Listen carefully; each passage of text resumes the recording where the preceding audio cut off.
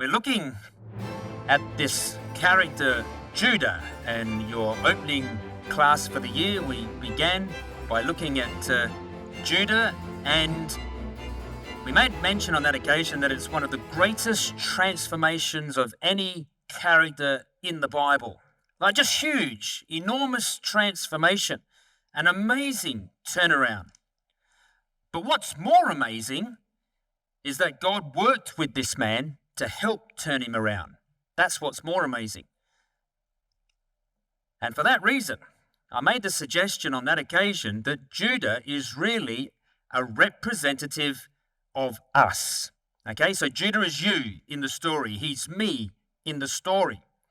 So look out at this man and see yourself in the story, because you'll be in there, because I can see myself in this story. He's a representative of us.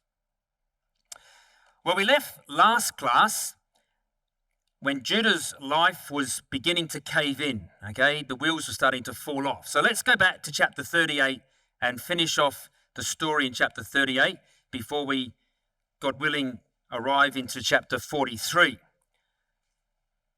We're going to be spending 3 classes just looking at the story, and then we're going to have a look at the children of Judah, and then we're going to have a look at the blessing that was given to Judah. So these first 3 classes is looking at the story, sort of where we get up to is where we get up to, and then we'll leave it for the 3rd class to finish off the story. So let's see how we go. Do you remember where we were? We came back here in chapter 38. Anyone remember where we got up to?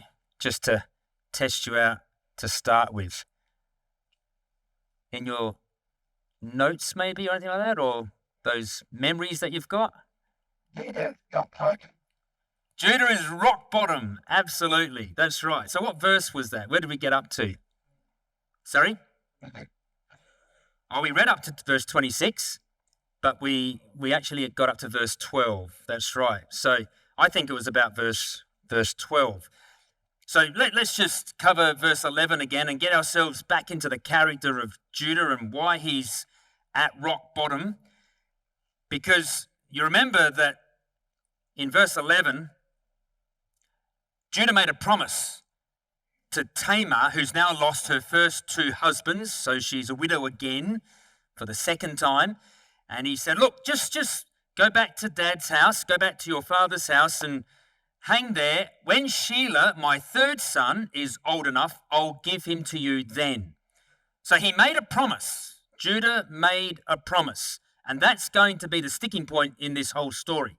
Judah making promises, okay? He's not very good at keeping promises. He makes a promise. Is he going to commit? But verse 11 indicated that he really had a different reason for sending off Tamar to her father's house. So let's just read verse 11 again. Then said Judah to Tamar, his daughter-in-law, remain a widow at thy father's house till Sheila my son be grown. For he said, now obviously he didn't say this out loud, this part, for he said in his head, lest peradventure he die also, as his brethren did. And Tamar went and dwelt in her father's house. So he thinks Tamar's got this unlucky charm. He thinks she's cursed. He thinks that if Sheila goes with Tamar and he allows him to marry Tamar, he'll end up like and Onan. And so he hasn't looked any deeper. He hasn't looked any further. He hasn't committed this to prayer. He hasn't asked God what's going on. He hasn't even thought that there's a possibility that his sons are so bad that maybe God has killed them. None of that comes into his head. He thinks it's all Tamar's fault, okay? So all the blame rests with Tamar. But just wait. When the time's right and Sheila's old enough, I promise you'll marry him because of the levirate law, you remember, marrying your brother's wife if she becomes a widow. So that brings us to verse 12, and this is where we said he's hit rock bottom because 2 of his boys have died, and now in verse 12, in the process of time, the daughter of Shua, Judah's wife, dies as well. So his poor wife, who named Sheila Petition because Judah was never around, and maybe we thought she's petitioning. What was her petition? What was her request? Maybe she's requesting that Judah be around a bit more, to be as a dad to these boys, because he's not. He's always everywhere else. And one of the places that he was, if you remember when Sheila was born, if you come back to verse 5, he was at Kezib when she bare him. So he was over about 3 miles away, unprepared to come back to see the birth of his child. And Kezib means lies or deceit. And that's what he's been doing. He's been living a pack of lies. He's been living a double life. He's been deceitful. And she's made this request. And now she's died. So here's Judah. His life's caving in around him. It's all falling apart. And yet he still willfully continues in his folly. It doesn't stop him in his tracks to make him think. And verse 12 says this, after his wife has just died, and Judah was comforted and went up to his sheep shearers to Timnath, he and his friend Hira the Adullamite. So it seems like he gets over his wife's death pretty quickly, and he's back up to his sheep shearers and all their shenanigans in no time. Well, this is told to Tamar, okay? So verse 13, it was told Tamar, saying, Behold, thy father-in-law goeth up to Timnath to shear his sheep. And she decides to take things into her own hands. A promise is a promise, after all, yeah? A promise is a promise. And Sheila is more than old enough, but Judah is refusing to let him go because, as we said, this is his last remaining son. And you need to tuck that thought away. His last remaining son, okay? There's an echo that's going to come up with that. So a lot of this detail in chapter 38 needs to be tucked away because it becomes part of the story later on, all right? And hopefully we'll be able to get a chance to see some comparisons on that very point a little bit later on in the class. Now, verse 14 says, And she put her widow's garments off from her and covered her with a veil and wrapped herself and sat in an open place, which is by the way to Timnath, for she saw that Sheila was grown, and she was not given unto him to wife. So how much time's passed now? How much, okay, we just hinted that maybe was about 17. I know some was suggesting to me that he might have been 20. But remember, how many years does chapter 38 have to fit into? How many years was it? No, more than 17. 22. So I did put a chart up just highlighting why that is. There were 13 years from Joseph being 17 to when he was 30, standing before Pharaoh. Then there's the 7 years of plenty.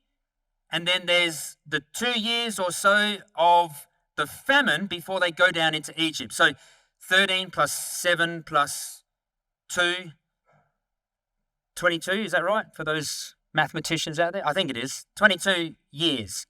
Chapter 38 has to fit into. And she has these boys in quick succession. All right? So maybe a year apart. So Sheila, maybe 2 years has passed before Tamar makes this plan. Or maybe it's only 6 months. It's hard to tell. How long did Judah need to get over his wife's death? It would seem shorter rather than longer. But it's still got to fit into this 22-year period. And so she hatches a plan. Now, we know the plan. It's not very pleasant to read. We did mention that this is one of those chapters in the Bible that's awkward to read.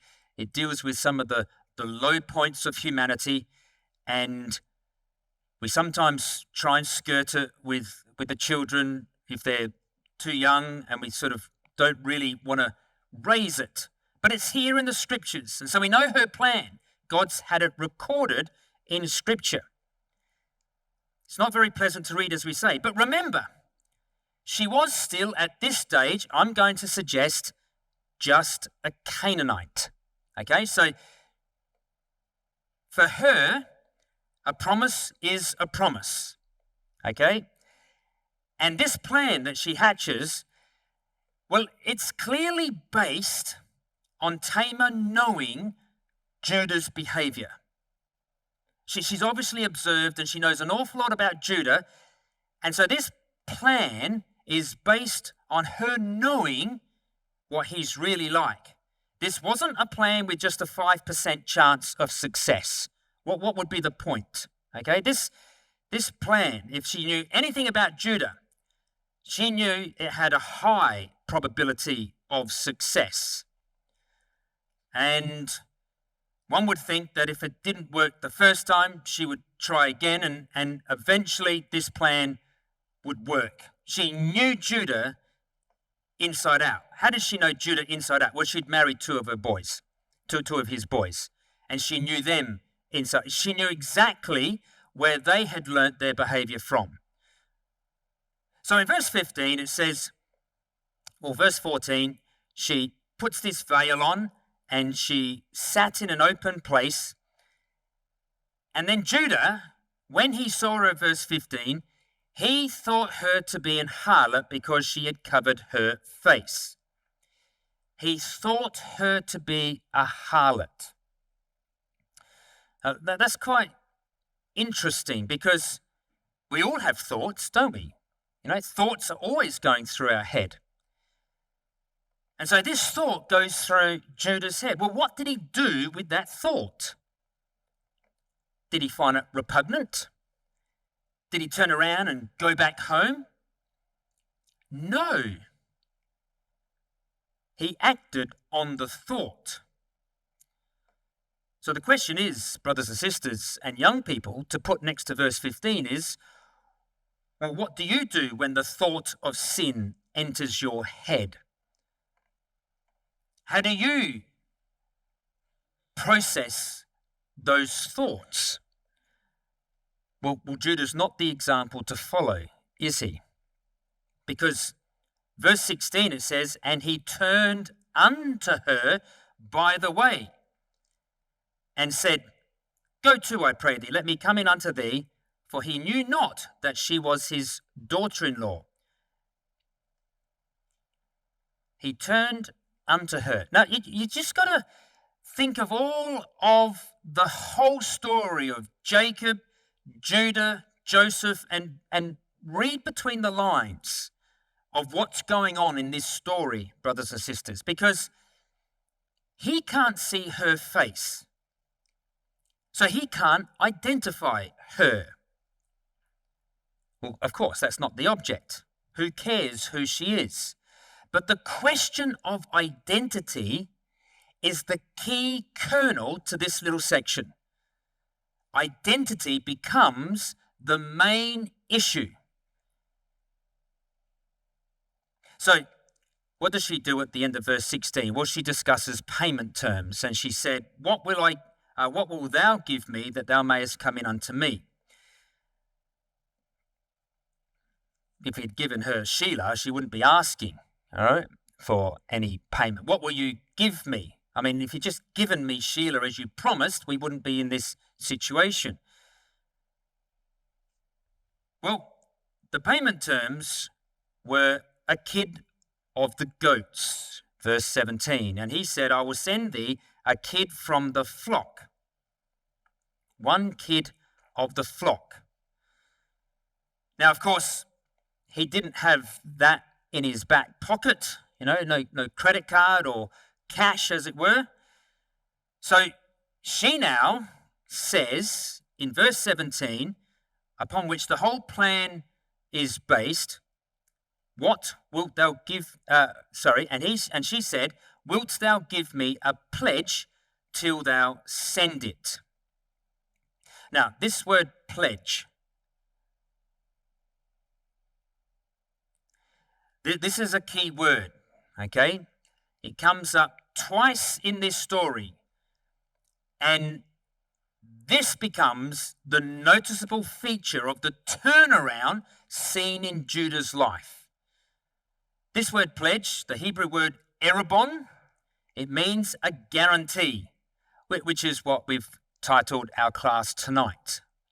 A guarantee. So he gives a guarantee. She asks for a guarantee. It's from the Hebrew word Arab, which means security through bartering. And so there was this bartering going on, and he promised to give a kid. Now, I've put up there that this word comes up again in the reading we had tonight in Genesis 43. So you can jump ahead in your head if you like and jot it down and put them in both places, Genesis 38, Genesis 43. But what you're going to see is these two scenarios, although it's the same word, they're completely the opposite in guarantees. From the motive, for the reason that the guarantee is given, from Judah's perspective, totally the opposite. A guarantee. He makes this promise. If he only kept the first promise, he wouldn't be having to make a second promise. So you can see how promises don't really mean much to Judah, do they? So verse 18, he said, well, what pledge shall I give thee? What are you asking for? What's the guarantee you would like? And she said, thy signet, thy bracelet, and thy staff that is in thine hand. And he gave it her, and came in unto her, and she conceived by him. Now what's interesting about those three items? Signet, bracelet, and staff. Well, these three items are all things that reveal his identity, aren't they? Quite ironic.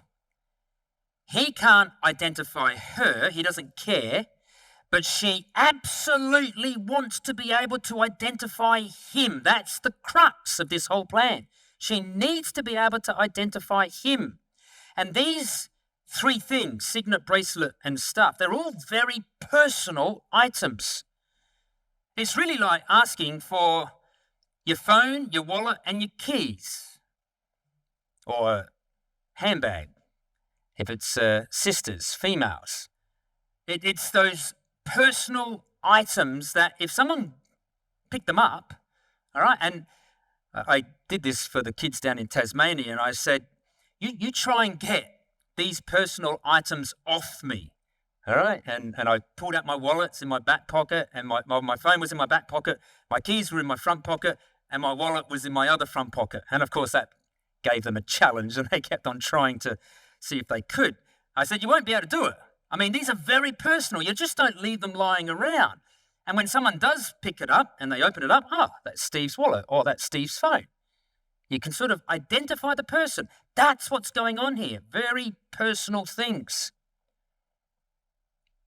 And others would know that these are things that identify who the owner is. In much the same way, I might add, that Joseph's coat identified him back in chapter 37. So there's this coat, and it's a very special coat, and as soon as Jacob saw it, I know who that is. That's my son's. I know that's Joseph's coat. A personal item. So here she is. She has just stripped him of all his identity. She owns him. And he gave it to her, just like that. No second thoughts. He goes in unto her, it says, and he's off again. So I can't remember who said it, but whoever said rock bottom, this is it, isn't it? He's hit rock bottom.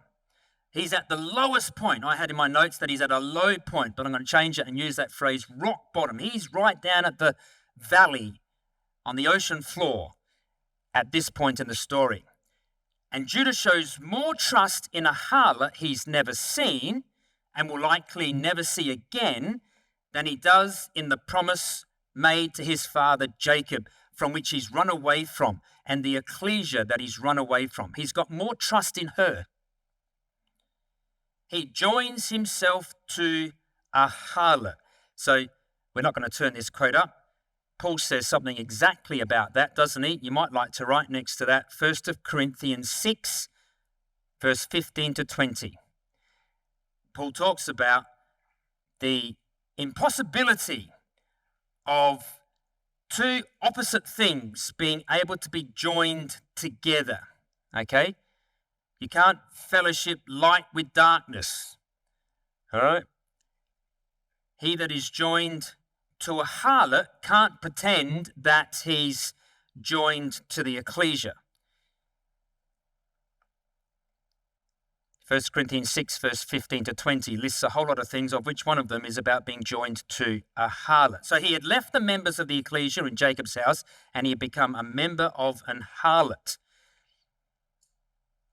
And now he's identified with the harlot. He gave his items of identification to her. She now owned him, and he no longer had any control or power or authority. It's a pretty powerful point being made here, brothers and sisters. Ever put yourself in the position whereby you've readily identified with something from the world, and for a time it completely owns you? All right, you've given all your time and energy and you're consumed by it, and it owns you because you've given your identity to it. Well, that's where Judah is right now. See, I told you that Judah is us in this story, isn't he? And this stupid, foolish action is going to show itself having major consequences, which he doesn't know yet, but major consequences, because the end of verse 18 says, and she conceived by him. Not that she would known for a month or so, but if she wasn't pregnant this time, as we said before, she would have tried again. So verse 19, it says, and she arose and went away and laid by her veil from her and put on her garments of widowhood. So she goes home and she reverts back to her widowhood as soon as she could.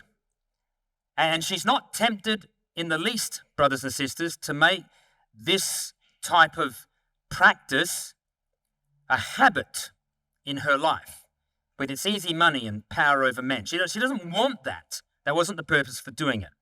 She has no revenge in her heart, no anger at Judah, just a desire to see him honor his word, and bitter disappointment that so far he hadn't. But for Judah, it was different. He loved this style of living, brothers and sisters, and was completely sucked into it. Well, Tamar never let herself get sucked into this worldly type of living. It was simply a means to an end. And really, that's the principle as to why we need to keep ourselves separate from the world, isn't it? So that we don't get sucked into it. So that's why we have ecclesias and Bible classes and Bible weekends and Bible schools and youth activities. All of those reasons to keep us separate from the world so we don't get sucked into their lifestyle. Whereas Judah had left the ecclesia and had got sucked into this lifestyle with his friend Hira. Well, verse 20 down to verse 23, of course, we know the story. Judah tries to pay via his friend Hira, and he's absolutely shocked to hear that the harlot has disappeared. She can't be found. In fact, the men of the place said, there was never a harlot here. And you know, Hira's scratching his head. Hira, the man with no shame, all right, he was willing to go on behalf of Judah to make this payment. He's got no shame, this Hira. And this is why Judah is at the low point that he is, because of friends like Hira. And Judah's scratching his head as well. But just notice what it says. Well, let's read verse 20. And Judah sent the kid by the hand of his friend the Adullamite to receive his pledge from the woman's hand, but he found her not. Then he asked the men of that place, saying, where is the harlot that was openly by the wayside? And they said, well, there was no harlot ever here. And he returned to Judah and said, I cannot find her. And also the men of the place said that there's no harlot here. And so then Judah in verse 23 says, well, let her take it to her, lest we be shamed. I mean, really? Judah, he hasn't got any morality in this story at the moment. And yet God's still working with him, looking for the turnaround, the moment when he will open up and wake up. He says, lest we be shamed, behold, I sent this kid and thou hast not found. I kept my promise. So he's saying, oh, the guilt's on her, not on me. I did my bit. I kept my promise. Well, that's the crux of this whole story, brothers and sisters. He's willing to keep promises in regards to pleasure and sin, but not in regards to his family and responsibilities. He weighed up the lesser of the two evils, and it was better to let the woman keep the things that belonged to him than for word to get out and make matters awkward. And he loses some sense of dignity and is disrespected that he could possibly lose his very personal things. At least his conscience is clear. I kept my word. It's ironic, isn't it? I sent this kid. Well, this is interesting. I sent this kid. This idea of giving a kid is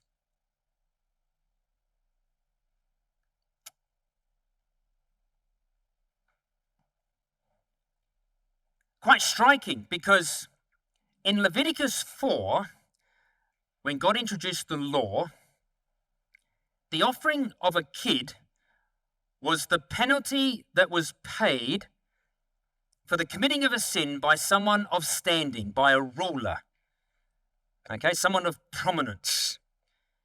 There were different levels, a bullock for the high priest, but a kid for a ruler. A female lamb for a commoner, and then if you couldn't afford an animal, you're allowed to bring flour if you were very poor. But a kid for a ruler. So here's Judah, brothers and sisters, using a kid not to pay for the penalty of sin, but to pay for the pleasure of sin. That's why we're saying this is a low point. The fact that a kid's used in both places in regards to sin tells the whole story, doesn't it? This is a really low point. Well, verse 24, obviously some time goes by, 3 months to be precise, and Tamar's bump was starting to show. And so she couldn't hide it anymore. And so now Judah discovers the truth. So it says in verse 24, and it came to pass about 3 months after that it was told Judah, saying, Tamar, thy daughter-in-law, hath played the harlot, and also, behold, she is with child by whoredoms. Well, here's Judah. He's discovered the truth, but really he's about to discover, I'm going to suggest, brothers and sisters, the truth about himself. That's really what's going on in this story. Who are you, Judah? What's your true identity? It's a question of identity in this story. Who are you? The truth about himself. It's taken 20 years, hasn't it? Or thereabouts. But he's not quite there yet, but he's going to have this revealed to him in a moment or two. But before that, Judah is quick to act. And notice at the end of verse 24, Judah said, bring her forth, let her be burnt. That's pretty quick, isn't it? No compassion at all. No feeling of compassion. There's no letting her give her evidence, no hearing her side of the story. It's just burn her. Quick, swift, no delay. Because now, you can see what's happening in Judah's head, can't you? Now, he can finally get rid of this wretched, horrid, cursed woman who's been trying to use the Levirate law to get his last remaining son. What a great opportunity. Don't have a trial. I mean, let's just burn her. Let's just get rid of her. It's cold and heartless. Where's the echo in that, brothers and sisters? What do you hear when you hear that from Judah? Any suggestions? Cold and heartless. Where's this happened before? You're all nodding your head, so I'm guessing you know. It's in the previous chapter, all right? Where Judah just says, sell him off, sell Joseph off. Let's just get rid of the lad because he's the one in my way to become the leader of the family. Because, remember, brothers numbers 1, 2, and 3 were pretty bad and had disrespected their father. And Dad had jumped straight over to number 11, Joseph, to be the leader of the family. And now that Joseph's out of the way, Dad can come back to me at number 4 to be leader of the family. Sell him, get rid of him. Reuben won't let us kill him, okay, but let's get rid of him all the same. Well, here, there's no one like Reuben talking in his ear because he's the ruler of the family now. All right, so he just says, burn her. Has Judah changed at any point in the last 20 or so years? There's nothing, there's not a hint, is there, of any remorse for what happened to Joseph 20 odd years ago. You see, Judah's life up until now was solely about killing off others that interfered with his life's expectations and ambitions. And you know, some people are known for that, aren't they? All right, over in the United States, you know, you've got men like Donald Trump who goes about just trying to bump people off, not literally, but through the courts and just drops them at a moment's notice, just drops them and makes them scapegoats, all right? And he's been doing it all his life, it seems, either pay people off or bump people off. This is what Judah's doing here. Or take Vladimir Putin. Well, he literally does bump people off. He does the dirty deed, puts his signature to it, and burns them by sending a rocket up to a helicopter or a plane and blows them out of the sky. So either by discrediting them or burning their good name, which is something like, you know, Donald Trump might do, or actually burning them literally like Vladimir Putin. This is Judah. Judah's doing exactly that. This thinking and attitude of Judah was so ingrained in him, and it had become entrenched over the last 20 years or so. What could possibly shake him out of such an entrenched spirit of selfish cruelty, brothers and sisters? Can you imagine such a thing? Well, unbeknownst to Judah, brothers and sisters, God was still working in Judah's life. It's remarkable. I find this astonishing. God is still working in Judah's life. You might have given up on me, Judah, says God, but I haven't given up on you. I'm still prepared to work with you through all this. I know you have potential to move beyond this. It's not too late. I want you to turn around. And now God is about to see the first glimmer of hope for Judah. It's taken 20 years. And it's going to be because a young Canaanite girl said, a promise is a promise for me to have children. And Judah, says God, I made a promise too. The very promise you're running away from. I made a promise to your father, to your grandfather, to your great-grandfather. A promise about a child, a special child that can save people from their sins. But Judah, I keep my promises, and that seed, that special child will come. But guess what? I want that special child to come through you, Judah. I want it to come down through you. I don't know about you, brothers and sisters, but I feel I can feel God's heart bleeding in this story right here as he's seeing this man through whom he wants the promise of the special child to come start to wake up in 20 years of entrenched treachery. It's a remarkable story, brothers and sisters. It's not just the turnaround in Judah's life, as we said. It's that God was prepared to work with him to turn him around, that I find amazing.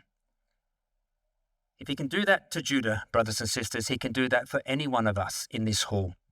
None of us will reach the rock bottom that Judah did. That's the point. Judah is representing us. And if God's prepared to put all that time and energy to rescue him, to help him, then he's prepared to do that for us as well. God's heart's bleeding for you. It's bleeding for me. He wants to turn you around. And he's delighted when he gets those glimpses, no matter how long he has to wait. And in some cases, he has to wait a very, very long time, doesn't he? I really do. I love this story for that reason, because it's about me. This is me in this story, along with Judah. And here comes the first glimpse of hope for Judah, brothers and sisters, because in verse 25, when she was brought forth, she sent to her father-in-law, saying, "By the man whose these are, am I with child?" And she said, "Discern, I pray thee, whose are these, the signet and the bracelets and the staff?" So Tamar sends a message along with these three things. By the man who owns these, am I with child? And the final part of her plan falls into place.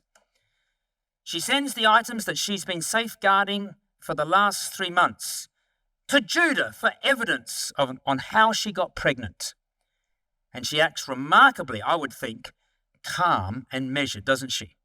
There's no drama queen here. She just measured and calmly presents these things.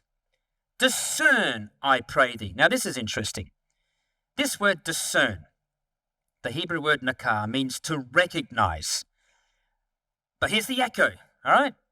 Here's the echo. This word discern has come up before in the record in chapter 37, because it's exactly the same word as know back in chapter 37, verse 32. It's the word that the brothers said to their father. Come back to verse 32. And they sent the coat of many colors. See, they didn't appear before Jacob themselves in the same way Tamar didn't appear before Judah herself. So the scenarios are similar. They sent the coat. She sent the items. They sent the coat of many colors, and they brought it to their father and said, "This have we found. Know now whether it be thy son's or not. Discern now whether this belongs to your son." Exactly the same, isn't it? The similarities are obvious. And of course, it's also the same as the word acknowledge in verse 26. And Judah discerned them. He acknowledged them. He knew them. And he said, "She hath been more righteous than I, because that I gave her not to Shelah my son, and he knew her again no more."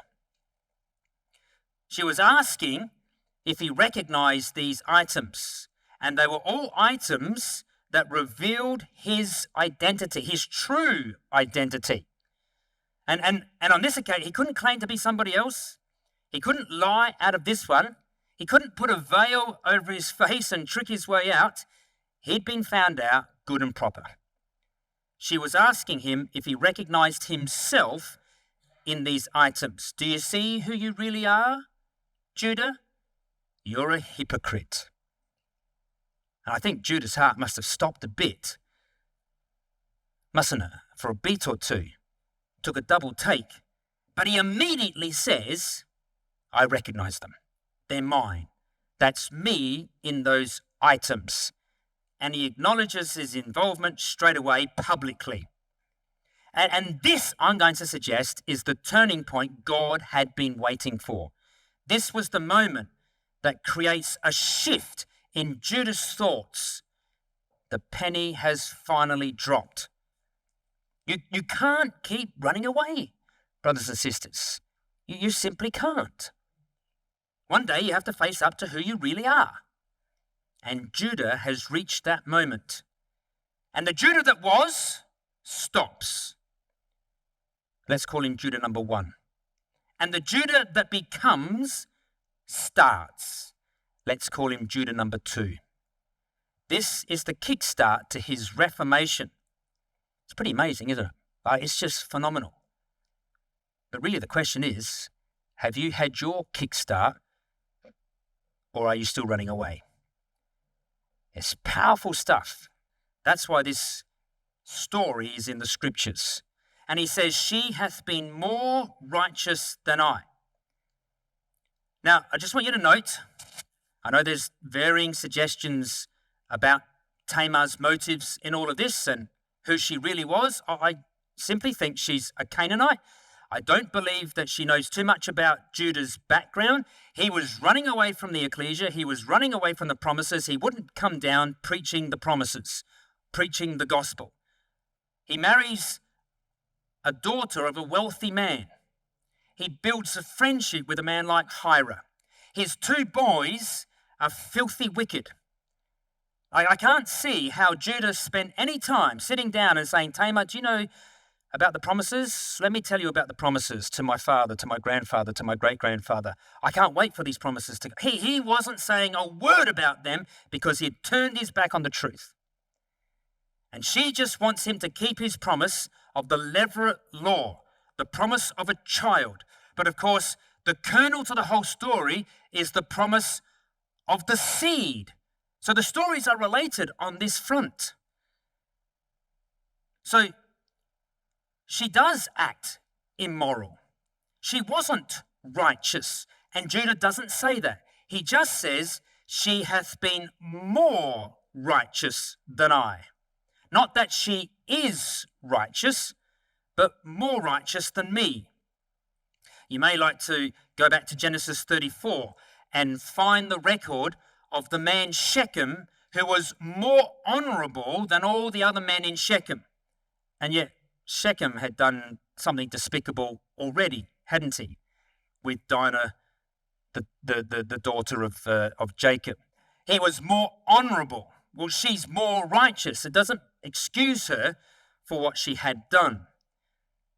In fact, if you flip it the other way and reverse it, you could put it this way, that what Judah was saying is, I'm the bigger sinner than her. I'm the one who's done the biggest sin in this story. She's more righteous than me. In other words, I'm more the sinner than her. Tamar had been acting only in the context of her right to have Shelah, I suggest, or children from Judah's line. Because a widow in those days, if they have no children, they've got nothing to live off, nothing to help them through their aged years, their senior years. That comes up in many stories. And that's why the levirate law was put there. But of course, the end doesn't justify the means. It never does. And what she did was wrong. And she did lie to be a harlot. And she did act immoral for that brief moment. But you see, the contrast is that Judah had been living a lie. He'd been living in immorality. And what he said was right.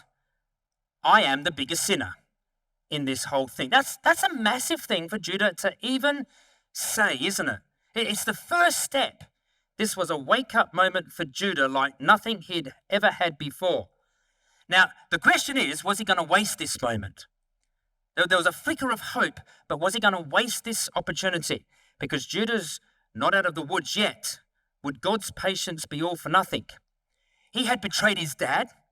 He'd spat the dummy. He'd gone into a life of full-blown rebellion. But the first signs of repentance are seen in this verse. Now, he's not converted yet. Our next study is going to be called Judah's conversion. So that's still a little bit down the track. But there's a hint here, isn't there? Isn't it wonderful that there's just this little hint? What's Judah going to do with that? Well, verse 26 ends, and I think this is the hint that tells us that he's on his way now. He's coming back up from rock bottom because it says, and he knew her again no more. Now, obviously, they lived together in the same house to bring up the boys that Tamar went on to have. But Judah's changed his life now. He's going to be a proper dad from now on. He's going to teach these boys the truth of God and the truth of the promises. And in so doing, I believe this is when he teaches Tamar the truth. And she can see it all fit together perfectly. And she embraces it wholeheartedly. And she, of course, is mentioned in Matthew chapter 1 in the line of Christ. And she's the first woman in that line out of 5 mentioned. Sarah's not there, Rachel's not there, Rebecca's not there, Josiah's wife's not there, Hezekiah's wife's not there. There's these 5 women and they're all linked, but the first one is Tamar. Remarkable. And the 2 of them, I think, benefit from this wake-up moment that had stared Judah in the face for 20 years. So does it deserve to be in the scriptures? I know it's awkward, but wow. It's a powerful story. Does it deserve to be sandwiched between Joseph of chapter 37 and Joseph of chapter 39? Well, I think we can safely say absolutely, brothers and sisters. I want to just show you some more comparisons now.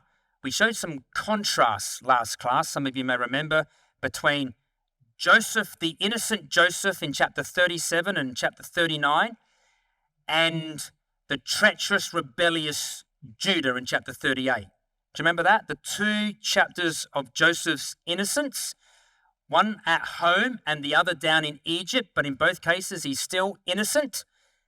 He doesn't change. And there's Judah, the contrast in the middle. Well, there's more to it as to why Judah finds this chapter sandwiched between chapter 37 and chapter 39. Because if Joseph represents Christ, as we know he does in the story, then we've been saying this for a while, Judah represents us. And we are not able to measure up to Christ. So we're like Judah, and Joseph the innocent is like Christ the innocent. Everything that Judah was wanting to do in chapter 38, Joseph was not wanting to do in chapter 39. But how's God going to get Judah to change his thinking, to see where he's going wrong? I think this is really interesting. I'm going to suggest that he's going to get Judah to see things through the eyes of the one that he has a major problem with, his father. He's going to get Judah to see things through the eyes of Jacob. So what we have is that in chapter 38, there are lots of connections to Jacob. Not in contrast like it was with Joseph, but as a comparison in parallel. In fact, all the way through, I should have perhaps asked you to do this to see if you could see them as we're going through. You might have picked up some of them. All through this chapter of chapter 38, the very things that happened to his father actually happens to him. Maybe I'll ask if anyone can suggest anything from chapter 38 that they might recognize already happened sometime before to Jacob. Any thoughts or suggestions? I just put that out there just then. Twin. Sorry? Twin. Twins. Yes, that is. Yep. Any others? Sorry?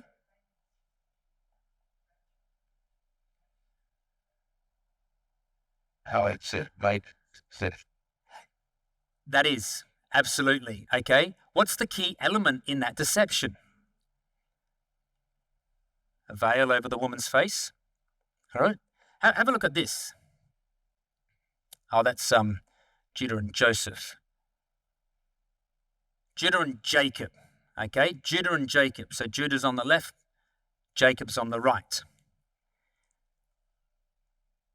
Judah is deceived by a woman wearing a veil, Tamar, who is pretending to be somebody else. She's pretending to be a harlot because she wanted to be married to his son. Jacob was also deceived by a woman wearing a veil. That was Leah, who was pretending to be somebody else. That was Rachel, because Jacob wanted to be married to her sister. Can you see already there's this similarity, isn't there, this parallel. Judah is intimate with Tamar while she wears the veil, so her identity remains hidden but is revealed later. Jacob is intimate with Leah while she wears the veil, so her identity remains hidden but is revealed later. He loses 2 sons, and Onan. Jacob loses 2 sons. Remember, he says Joseph is not and Simeon is not. But what happens in this story, we won't be doing this until our 4th study, at the end of chapter 38, Judah gains 2 sons, Pharez and Zerah. Well, Jacob gains 2 sons, Ephraim and Manasseh. He claims and adopts as his own. Judah is asked to identify personal belongings, the word discern. I pray thee, whose are these? The signet, the bracelet, and the staff. And this is the same thing that happened to Jacob in chapter 37. He is asked to identify personal belongings. This have we found, Joseph's coat. Know that if it's your sons or not. This becomes a turning point in Judah's life. And from this moment, Judah starts going up from spiritual depression. But the whole reason Judah left the family was because back in chapter 37, this was a turning point in Jacob's life, and he started going down into a physical depression. And the one that's probably the key to this story, which is going to be taken into chapter 43 and 44, Judah becomes very protective of his youngest son, which is now his only son, isn't he? Shelah. He's reluctant to let him out of his house for fear of losing him like and Onan. Well, what about Jacob? Well, he's lost Joseph, he thinks, and now he's got this other son from his favorite wife, Benjamin. And he becomes very protective of Benjamin, doesn't he? And he's afraid and reluctant to let Benjamin go out of his house for fear of losing him. See the similarities? See the parallels between Judah and Jacob, brothers and sisters?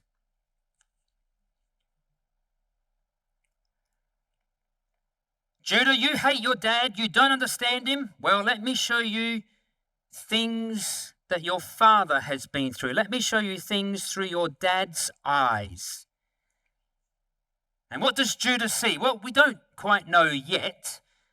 We're jumping a little bit ahead in saying this, but what he sees, brothers and sisters, you can take this on board ready for next class, is that he sees his dad's loneliness and depression, and he gets it now. And he has nothing but compassion for his dad's situation.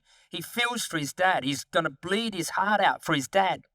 In the same way as we suggested that God's heart was bleeding for Judah. And this is where it's all leading. Judah learning to see things through Jacob's eyes. Well, 22 years have passed, and let's come over to chapter 42, brothers and sisters.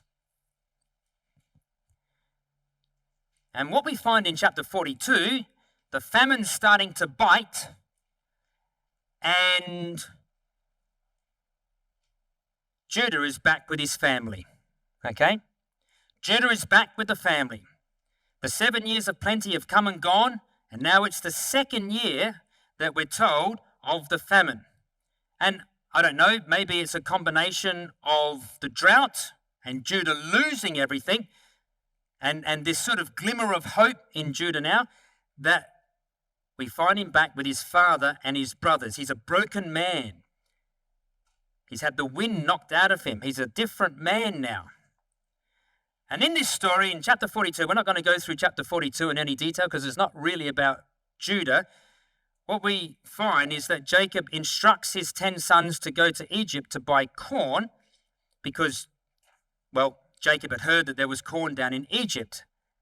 And we know what happens. Joseph recognizes them, and as soon as they bowed themselves down to him, he knew this was the fulfillment of the dream that he'd had, that God had given him. And he'd been hanging on this dream. That's what kept him going all these years. God had spoken to him in a dream, and he knew the dream would come to pass at some point. And he'd been praying for this moment. And here it is, the very moment that he'd been preparing for. was finally upon him. So what he does is that in verse 11, he puts them to a test. He wants to know what they're like now. Have they changed from 22 years ago or not? So he doesn't reveal himself at this stage. He keeps himself hidden, and he accuses them of being spies, doesn't he? But verse 11, this is their answer, okay? They say, in verse 10, "Nay, my Lord, but to buy food are thy servants come. We are all one man's sons. We are true men. Thy servants are no spies." So just something to do, maybe with the kids during the next 2 weeks or so, is to go through that chapter and identify this word, true, the idea of being honest. And what Joseph's going to do is he's going to find out how truthful are these brothers of his now. Are they really honourable? Have they changed in any way? And so you'll see it occurs in verse 15, twice in verse 16, verse 19, 20, 31, 33, 34. And Joseph's going to hatch a plan by which he's going to find out whether or not these men have changed or not. And of course, Judah, we know, had been living a lie for 22 years. There's some glimmer of hope, there's some seeds of change, but is that really going to happen? And so the test centers around their claims of another brother. All right, Dad's next favorite. His name was Benjamin. And Joseph's going to see whether or not they would repeat what they did to him 22 years ago to their next, to the father's next favorite brother.